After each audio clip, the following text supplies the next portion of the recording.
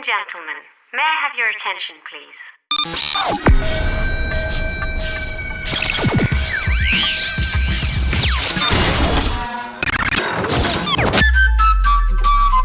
A lot of soul.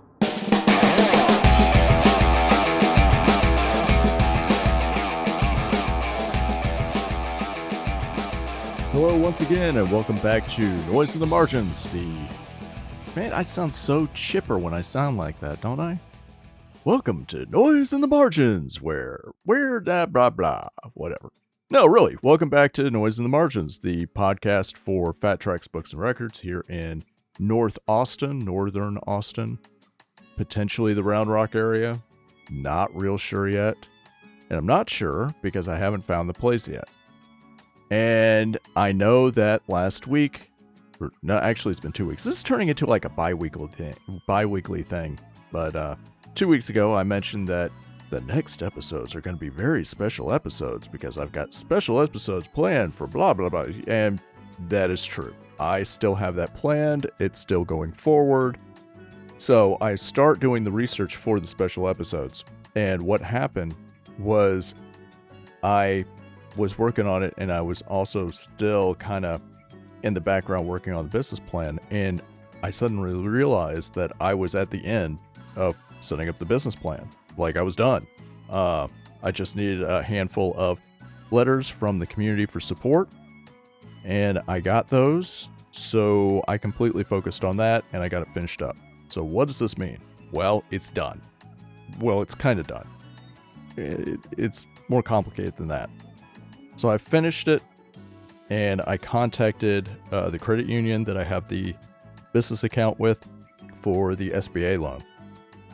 And they work with a bigger company to handle the small business loan and the merchant stuff. And I knew that they're actually, the company they work for is New Tech or something like that. It's a bigger company. They're all over the country.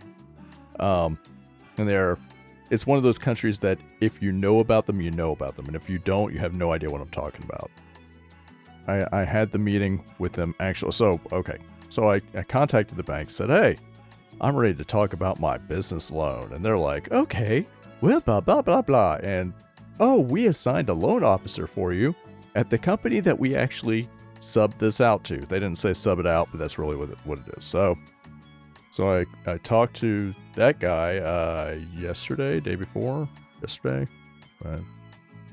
That's how stressed out I've been. I'm so stressed out, I do not remember if it was yesterday or the day before. I think it was yesterday. Yesterday afternoon.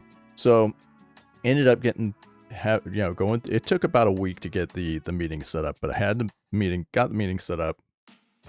Met with them yesterday afternoon. Online, because they're all over the country. They all work remote. So yeah, met with them online in a Microsoft Teams meeting, and did the pre-evaluation stuff. And the next step, in order to officially fill out all the paperwork, is to find the location. So here's something I didn't know, and something that you need to know. Okay, let's back it up. So I mentioned that I got stuff that I've got to do to the business plan. So there are two things. The first one is I gave them the amount, and the loan officer actually said, well, that's all good and well, but I asked for $225, and they said, no, we're gonna put this in as $250. It's easier on us. Take $250. And I go, okay, sure. I mean, yeah, it couldn't hurt. So I'll be changing the business plan because I've got all the figures based off of $225 and not $250, and now I've got another $50 or $25,000 thrown in there. So that's number one. Number two, and this is what I was about to say just a moment ago. If you are ever going forward and doing an SBA loan, and you are opening a new store or opening a new business, and you have a physical location, you have to already have that location picked out. And I didn't know that. I thought you could say, I have a couple of places picked out, Once we go through this, I'll go through the thing of nope. You have to have a place picked out, have a letter of intent from the real estate agent or whoever saying that you are being serious about looking at this place. This is the rent. This is the, whatever, the add-ons that are normal. And then you also need to get a quote from a general contractor, because they call it leaseholding improvements, something like that. I mean, it makes sense. You're the leaseholder and you need improvements, leaseholding improvements. The thing is that almost no commercial space is already set up for what you want it for, right? That's why when new stores opening up in a place, they have it like closed off for a couple weeks while people are going in and out and working on it. It's because no place is ever actually already set up. And the type of improvements they're talking about are the type of improvements that you can't do yourself. You've got to get them, like, make sure that you can get a permit to actually open up. So, of course, the flip side of that is that if for some reason you're able to open up a place that there are no big improvements that need to be done, it's just putting up shelving or whatever, they don't count that. That can go into operating expenses. So, like I was saying, I have to find a place, I have to rework my numbers, I have to actually break out if there are leaseholding improvements that need to be done. That has to be put into the business plan. So I've actually got to find a place now, because like I said, I had 2 or 3 places picked out. They're in the business plan. And no, I've got to have those numbers up front. So over this next week, I'm going to be going out, and I was planning on doing it Saturday or tomorrow or Saturday. Tomorrow, though, it looks like there's supposed to be like serious there's supposed to be serious thunderstorms tonight. Like here in a little bit, I'm going to go out and put the hail cover over my truck. There's supposed to be serious like thunderstorms, rain, shelter in place stuff going on tomorrow afternoon. And if it holds, then I guess I'm not going anywhere. So yeah. So it'll get pushed off onto Saturday. So Saturday, I've got a million things to do. Go to Round Rock, see if that place is still open. If it's not, see if there's a comparable place in Round Rock on Main Street still open. If that doesn't work, then I need to go over to Cedar Park, I guess. See, the thing is that this is something I was getting back to before when I've discussed this with other people, and that is, and I mentioned it here on Noise in the Margins. The deal is that you can't, or rather, you don't want. Look. You do not want to open up a bookstore in the wrong shopping area, because, going back to what I'd said before, you need certain things to work in your favor to, number one, build up a community, and number two, be convenient. So, you don't want to open up right next to a pawn shop. That is the wrong vibe. That will always be the wrong vibe. Historic areas, historic districts, commercial districts in town, those are usually really good. The spot over here in Cedar Park I was looking at is literally across the street, or it's literally right beside the Austin steam train, like, ticket window and museum, right? And across the street, there's a microbrewery with a pizza place in it. It's this kind of, basically, it's a good place for like a date. There's bars, restaurants right around there. There's, a neat place next door for stragglers. You go in, you're taking someone out on a date, and you go into the steam train thing. You're like, oh, okay, well, it's leaving in like 30 minutes. What do we do? Well, you go next door to the bookstore and you look at books. That sounds good. Or records, or whatever. Yeah, and that has a completely different vibe than opening up in a strip mall beside, with a Wendy's out in front. Yeah, that's just, it could work, but that's not the vibe I'm going for. Historic areas, quirky areas, that's it. So, yeah, if we can't find something in Round Rock, in the historic area, I'm not real sure there's another place that would work. Yeah, I just don't think there is. So, okay. So once I find the place, the next step, like I said, is finding the general contractor. And let me tell you that since moving out here to Texas about over 10 years ago, oh wow, I've been here for 10 years. Okay. So since moving out here to Texas, I have found that I still do not know any contractors, painters, whatever, that I feel are worth anything. The guys I had work on this house that we're in, they were complete yahoos. I'm trying not to cuss as bad as I want to. But everyone that I've had here at this house working has been an idiot, except for the roof company that I hired. They were pretty good. But, yeah, you got to find a general contractor that's at least halfway decent and won't rip you off. And that seems to be a tall order around here. So that's going to be a challenge. And then after that, we've got to start looking around for shelving. Now, for shelving, initially I had spoken with people about buying certain types of shelving, like, worst case scenario, you could always go to IKEA and get a bunch of Billy bookshelves, which I have in my office here at home. And they're very good bookshelves. However, when you're buying things like shelving for retail, for commercial, you have to assume the absolute worst. You have to assume that someone's going to walk in drunk, grab a hold of a shelf, and hang off of one of the shelves. Will that shelf stay in place, or will it pull everything down? And that means you can't go with a Billy bookcase that's like, fiberboard or press board wrapped in laminate. You've got to actually go and get like solid wood shelves, which IKEA does have, but that's still, $250 more. And we'll get to it in a second.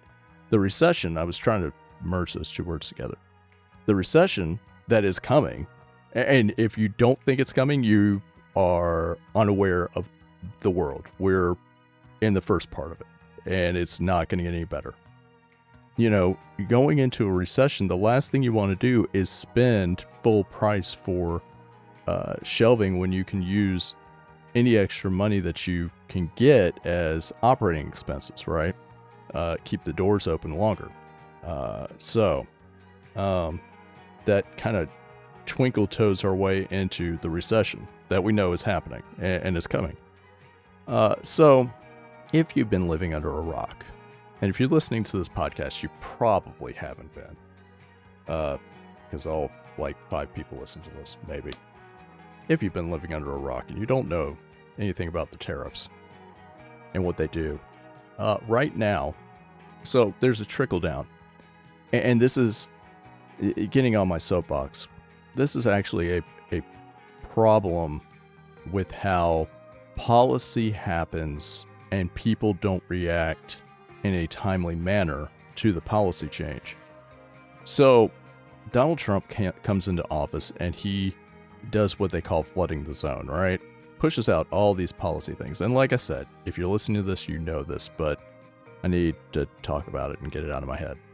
So he floods the zones with all these policies and everything else. All of these policies, almost all of them are terrible. Almost all of them are absolutely insanely bad. All right. The tariffs, insanely bad, like super insanely bad. The numbers, just the lower numbers are bad. Like 10% is insane. Okay. 10% tariff is insane. Having a 200 and something % tariff against China, that is beyond insane. That is just dipshittery. That is ridiculous. The deal with the recession, or with the tariffs, is that the tariffs hit, and so the tariffs just started over the past couple of days. But people have known they were coming, so the importers have tried to get as much stuff as they could, but there's only so much stuff you can order with so much money. And you don't want to buy a bunch of stuff knowing that, and this is the monster. So tariffs hit, there's less goods in the store, or there, all this stuff in the store is way more expensive. But the store owners know that you might not have a job because your job got eliminated in cost cutting from the company. So why would they order more stock that's just going to sit there? They're not going to do that. So orders had gone way down, and ports like out in Seattle have been completely empty for the past few days, if not weeks. And the deal is that stuff doesn't hit your home store. That stuff won't hit Texas for like 2 weeks, right? And so it'll hit Texas in about 2 weeks. Well, his hubbubaloo about the tariffs happened like a month before that. And so people, basically, it's people won't necessarily see a direct action. And this has been because things like social media have indoctrinated people so much to have instant access to information. Cause and effect gets lost. Back in the 1900s, way back in the 1900s, specifically before things like cable news, when something happened, it took time for it to affect you, just like it does now. But it also took time for the information about it to actually filter down to you, which was positive for the politicians at that time because they knew that, well, if I make this really bad thing, this really bad decision in the middle of the night, let's say make it so that you can't discharge student loans in bankruptcy, then by the time anyone puts it together, Joe Biden is already president. Like, all of a sudden, everyone's going, wait, how did this happen? Joe Biden was one of the people that, I'm pretty sure that's true. I don't remember if it is. But, yeah, so there was such a disconnect. But now we have instant information. But the flip side of that is that, yeah, we have instant information, and people expect instant results. So, people have just been trained wrong. And, I mean, we're going to be dealing with it, and we're going to be dealing with the ramifications of that. It's just like when COVID hit, and that doctor, who Fauci or whatever his name was, I think either he said it or someone said it about him. They said, if we do our jobs right, then people will sit there and complain that there was no reason to do it, right? It's kind of the same thing with these tariffs and what they do. By the time you realize that you're in the hole, you're already in the hole. There's no way to get out of it. The amount of damage that's been done over the past 100 days, there's just no way to get out of it. We're going to be living through it, which means that when we're talking about picking up shelving for the store, and yes, I'm looping this back around to the store, it sounds terrible, but there may be an opportunity to pick up really good shelving deals from closing stores. I mean, the advantage to opening a store now, and this is insane, but if you think about it, it makes sense.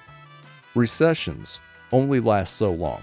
If we go into a Great Depression, another Great Depression, that's a ball of wax. That's a horse of a different color. Yeah, it'll be bad. But that's one of those cases where, well, okay, I owe a bunch of money. I have no way to pay it back. Oh, well, But if we're talking about a recession, recessions simply cannot last more than a few years. They just can't. And it's not like it, and it's got everything to do with how, I'm trying my best way to explain this. It's actually got more to do with policymakers realizing that they will be dealt with in a very murderous way by a mob if that mob, what was it? It's like 9 meals. Like, yeah, the separation of society to anarchy is 9 missed meals. Like, by the time you got 3 days of not being able to eat anything, all of a sudden everyone's like willing to do what they have to do. You know, if you expect things to be bad for the next couple of years, and I expect things to be bad for the next couple of years, I really do. I think they're going to be really bad. If you know things are going to be bad for the next couple of years, and when you open up a store or you start a new business, the first couple of years are usually non-profitable. You're very happy to break even. So if you already know that you're going to be having trouble and you're going to have trouble breaking even, and you know that the economy is going to be tanked for the next couple of years, wouldn't you want to time those two things together? Because when you start to expect to be profitable, everyone else is coming out of the hole too. So if you can manage to survive those 2 years, just like basically the difficulties don't change. The amount of difficulty doesn't change. It's just your approach to it has to change. In a recession, if you open up a store and you go into a recession, you just don't have people that have money, discretionary funds to spend at your store. But if it's a boom town, but you open, you're fighting to get people to notice you. If you open up at the beginning of a recession and you can time everything right, then getting people to notice you is the only thing you should really be focused on. So you're going to have that problem anyway. So once people notice you, they'll start spending their money. And so if the timing works out that it still takes them 2 years to start spending their money on a regular, and you're dealing with people not having money for 2 years, then you'll be one of the first places to go. Does that make sense? I think it makes sense. It made sense in my head, and I'm not going to redo it. So anyhow, what else are we doing? The other thing that I had mentioned before about opening the store is that when we get to this point, and we are now at this point, here in this next week, I'm going to have crowdfunding, some way for people to donate. Now, do I think I'll get any donations? No, I don't. I really don't. I mean, we might, but I don't think so.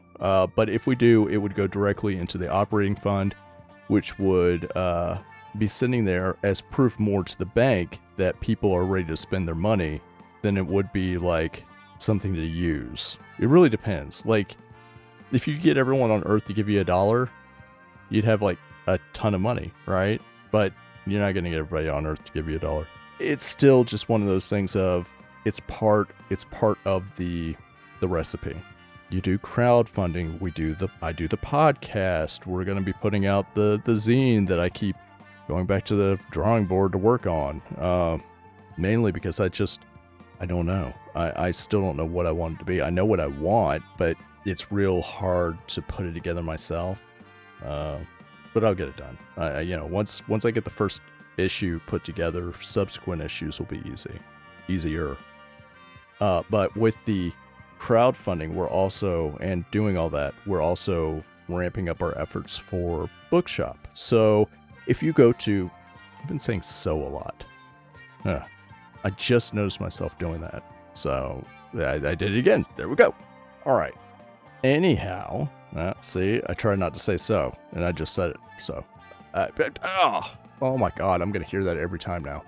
We are selling on Bookshop, and with Instagram, I'm putting out posts. I'm not paying any money for the ads yet. So, oh my God, I'm not paying anything for these posts to be boosted. That's something if you end up doing advertising on Instagram, Facebook, that sort of thing, you can put out posts and then boost them, and it basically turns it into an ad. I'm not doing that yet, because that doesn't seem like a good idea to do yet, particularly because there's no, putting it out there and then spending $100 on it but not making more than $5 is just not really, the math don't math. But I'm still doing those posts and linking to Bookshop so that we can kind of get a jump on that, because the other side of it are the accounts. So with the vendors, which I have started, and that is the last point in this whole thing for this week, which is, so I've got the accounts with the vendors, right? And in order to order goods, I need to basically either give them direct access to the bank through an automated clearinghouse, or I need to give them a credit card. I'm definitely not giving them access to the bank. I mentioned that before. I'll mention again. No. And since I'm not doing that, I have to give them a credit card. And I was planning on applying for a new American Express Blue once I'd gotten through the credit check from the bank. Well, they did a soft credit check, which is fine, and I passed that. But when they do the hard credit check, which they will, I don't want the credit card opening, because the credit card opening does a hard credit check too. So I'm going to have to make room on one of my cards explicitly for this, and just keep track of how much money I'm spending and set up the account for that, because the other side of doing the bookshop stuff is that I've got the back end, which you can't access yet, but I've got the back end of the website ready to go for starting the store page where you can actually buy online. I mean, we got a bunch of stickers now. I don't know if I mentioned that. Yeah, we got a bunch of stickers now.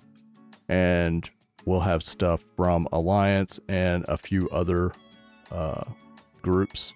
And we'll start selling online along with the crowdfunding, mainly to get a jump on it while I'm dealing with trying to find a general contractor after I find the location and get the loan. And I'm not grumpy about it, but man, it's a lot of work and rigmarole for it. It just doesn't feel like this is the right order, and this is the order they want, but it doesn't feel like the right order. Go and get a letter of intent, but what if I don't get the money? Yeah, that means I'm holding someone else up because the bank decided that I shouldn't get the money. And I'm not saying that they won't. They seem to be good with my credit stuff, but it still doesn't make me feel any better. They didn't just say, yeah, here, have some money. Good to go. And that's that. So yeah, that's been the week, the 2 weeks. This is turning, like I said before, this is turning into kind of a bi-weekly thing. And I do absolutely intend on doing the special episodes. I'm doing a little bit more research on them, but I feel really confident about what I've got. And, you know, I'll start either the next episode or the episode after that. Also, keep an eye out on Instagram and our YouTube page, because I am planning, I've got a little wearable Insta 360 camera that, you know, you could just attach to the front of your shirt. I'm going to be videoing all of the trips this weekend. I'm going to be videoing going out and seeing these places and finding where we're going to be set up and walking everybody through all this. So keep an eye out when we start the crowdfunding. You want to throw $1 at us? I'm more than happy to take it. And if not, but you need a new book, order it through our search thing on the website, or heck, drop me a line, say, hey, do you have an affiliate link for this, for Bookshop? And I'll look and see if they've got it, and if they do, I've got a link for you. But yeah, that is the news so far. So with that being said, I hope all of you keep a lookout for each other, watch your back, stay sharp, stay loud, and stay human. See you next time.